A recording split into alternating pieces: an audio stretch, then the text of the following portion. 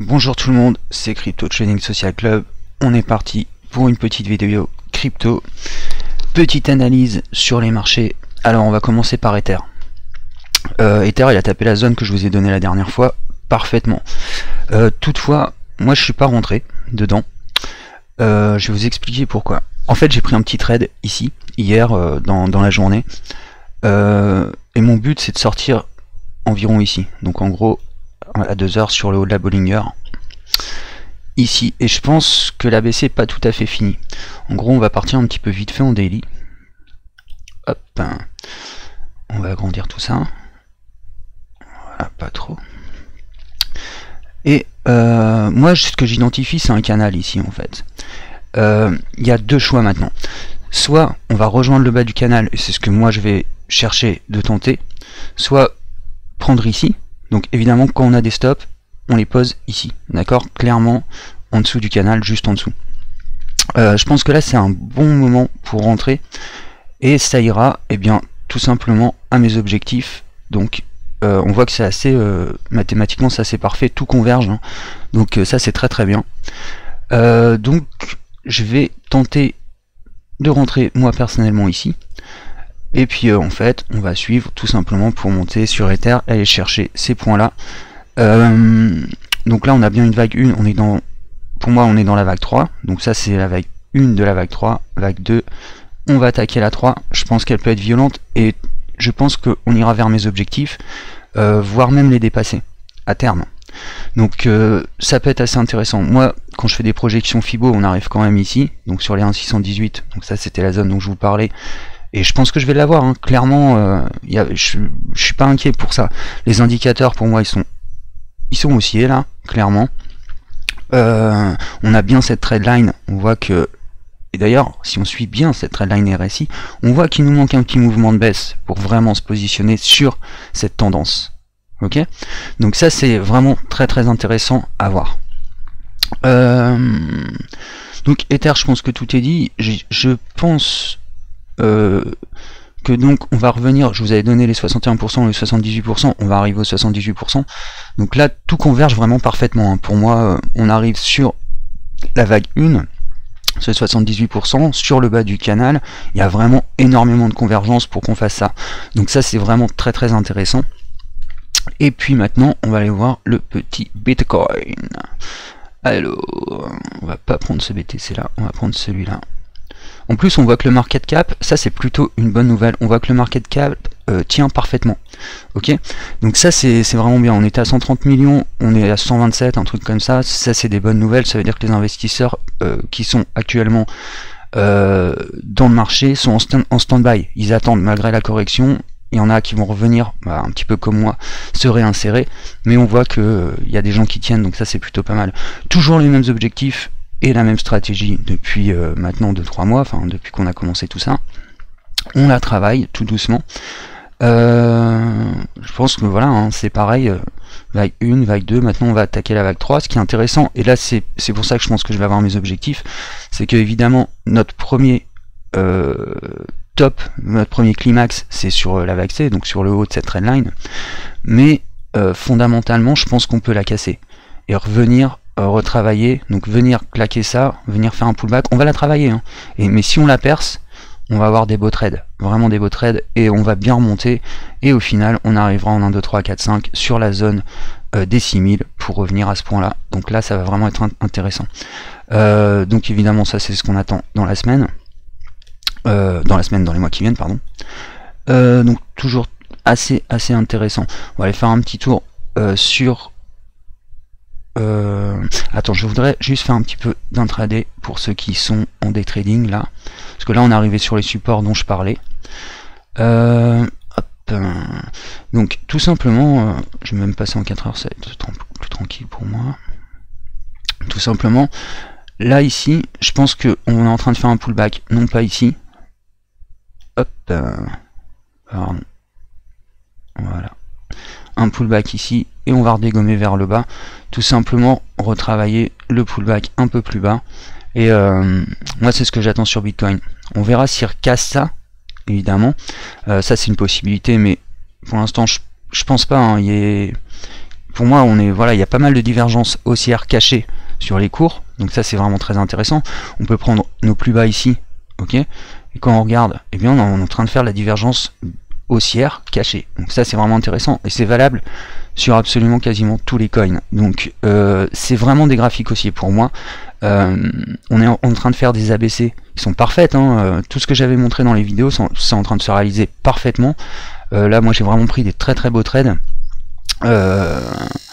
Donc ça c'est super, hein. On est toujours content quand on a nos zones et nos prix au dollar près, c'est toujours très très cool. Donc ça c'est bien. On va aller faire un petit tour sur EOS qui me paraît plutôt bien, et sur XRP. Alors, et puis BNB aussi. Alors, là pareil, pour moi on est dans un ABC qui est pas fini. Pareil, j'identifie encore une fois cette zone, donc ce canal. Je pense, là honnêtement, j'ai failli rentrer hier, puis je me suis dit non, en fait je vais attendre un petit peu et je vais tenter ça. Alors évidemment, c'est comme ce que je vous disais sur Ether ou Bitcoin, il y a deux solutions. Soit les agressifs, dont je fais partie en général, et c'était la zone que je vous avais donnée dans les précédentes vidéos, vont rentrer ici. Et donc dans ce cas là pareil, hein, il faut des stops qui soient en dessous du canal. Soit on attend et on rentre ici. Donc là moi ça va être ma stratégie, c'est d'attendre les 78% de Fibo en fait. Donc là tout simplement, je pense qu'une fois ici on va pouvoir commencer à activer les trades et à monter assez fort. Toujours pareil, on a une belle mathématique encore une fois ici. Les projections de Fibo, elles donnent ces zones là. On voit que ces zones là, donc les zones de support et de résistance, eh bien coïncident avec les canaux. C'est plutôt pas mal du tout ce qu'on fait. Je vais faire un petit tour sur ETP. Hop, donc là c'est une configuration un petit peu différente. On a eu un bon pump de je sais plus combien, mais je crois que c'était 110%. Là on est en train de tout simplement corriger. Alors là j'ai fait un très très beau trade dessus, je l'ai publié d'ailleurs hier sur la page. Ça c'est un trade donc ABC avec une vague A qui a été même plus loin que ce que je pensais. Donc en fait j'ai rabaissé sur les 38%, les 32% de Fibo ici, 38% de Fibo pardon. Là on est en train de faire la vague B, ok, clairement, et on va rattaquer vers le bas, ok, pour pouvoir se repositionner clairement et venir remonter. Donc toujours très volatile, le TP très performant, hein. Et là on est dans une espèce, on pourrait dire de range, hein. On peut l'identifier comme ça. Ce moment on va sortir du range, ETP, comme à son habitude, il va fuser quoi. Donc faudra être prêt à ce moment là. En tout cas, ça paraît tout petit comme ça sur les graphiques, mais des mouvements comme ici, c'est déjà des 100%. Ok, donc c'est vraiment des trades qui sont très très impressionnants. Donc ETP, grosse surveillance pour moi, hein. Comme d'habitude, c'est un des coins que je trade énormément. On va faire quelques... Ah oui, XRP et BNB. Alors je pense, pour l'instant on va surveiller ça. Je pense que on va travailler comme ça maintenant. On va ranger, on est en train de faire un triangle, on va le travailler. Quand on va sortir, ça va être assez fort sur Ripple. Donc pour l'instant, stand-by. On est dans un canal, on le voit bien. Alors j'ai utilisé ça, peut-être ça va être plus simple. On a ce canal là, on va suivre, on travaille, on a un beau triangle. Donc là on a vraiment des belles résistances. Quand on va sortir de ça, ça va être très fort. On va faire un petit tour sur BNB. Pour l'instant on attend, XRP rien à faire. C'est tradable ça à l'intérieur, mais ça c'est pour les day traders. Mais pour les swings, c'est de l'attente. Alors, BNB est où? Alors BNB il a pulsé là. Moi j'avais dit qu'il fallait sortir là et qu'il y avait une possibilité. Hop. Alors une possibilité qui casse quand même et qui reviennent sur ces zones là. On y est. Pour moi c'est des zones de revente. Ceux qui restent là-dedans, c'est des ouf. Évidemment j'aurais bien aimé prendre ces parce que là on a bien fait 15% je pense. Donc une très très belle mèche. Donc on revient bien sur les zones. Je vous avais dit dans la précédente vidéo qu'ici il fallait prendre ses gains. Donc on est en vague 5, hein. Clairement c'est la zone de prise de gains. Je vous avais expliqué la psychologie des vagues. Après, louper quelques pourcentages, c'est pas très grave, hein. Le but c'est de sécuriser des trades qui sont quand même des trades avec beaucoup de pourcentage. Donc le but, alors là il y a tous les petits malins qui vont dire mais machin, t'as dit c'est là qu'il fallait sortir, et maintenant ils vont tous se mettre dedans et ça va se casser la gueule, et ils vont perdre 30%, ils auront fait 3% dans la journée, ils en perdront 30 derrière, tranquille, tu vois. Pourquoi? Tout simplement parce que tout est baissier là-dessus, tout est baissier. À partir de là on est baissier, on est en divergence. C'est pas parce que il y a Laurent sur les Crypto Boys qui avait vu la reprise et qui l'avait tradé, donc je pense en day trading, et ça c'est très bien. Il l'avait bien vu, hein. La reprise ici, hop, ça c'est un day trade à prendre. Mais pour ceux qui étaient en swing dessus, clairement il faut sortir, et même s'il y a 10% de gain en moins, c'est pas grave quoi. Quand t'as pris tout ça de gains, franchement t'as pas à te plaindre. Maintenant on attend la correction. Clairement BNB, je vous dis, hein, vous êtes, il y a une communauté dessus, donc effectivement ça peut avoir une pulsation qui est forte, mais pour moi là on est clairement on est sur le climax, quoi. On est en train on a la divergence baissière en daily qui est quand même assez folle. Il faut pas rester là-dedans, il faut clairement pas rester là-dedans. Donc BNB, le but c'est une correction qui soit sur cette zone là, pour refile, hein, tout simplement dessus. Moi c'est ce que je vais attendre. Donc on verra bien, hein, ceux qui rentrent là maintenant et qui se feront forcément dégommer, on en reparlera dans 2-3 semaines quand la correction sera finie. Mais là, s'ils pump un peu au-dessus, donc sur ces zones là, ils pourraient potentiellement même atteindre là. Ça serait vraiment une grosse vague. C'est vraiment si la communauté rentre dans l'irrationnel et que là vraiment on a du pump, mais il ira pas au-dessus de ça. Moi je pense que là déjà là c'est fini.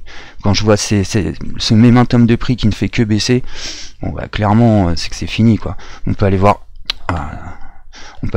en 4 heures un petit peu.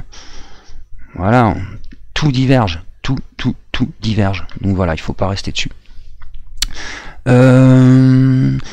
Bon, c'est tout pour les coins. Je vais faire un groupe de call en fait, ou Consultana, où en fait je ferai un petit peu ce que je fais en vidéo. Et sauf que bon là je vais montrer vraiment là où je pose mes stops, comment je me place, etc., là où je sors, et la stratégie. Donc je suis en train de mettre ça en place.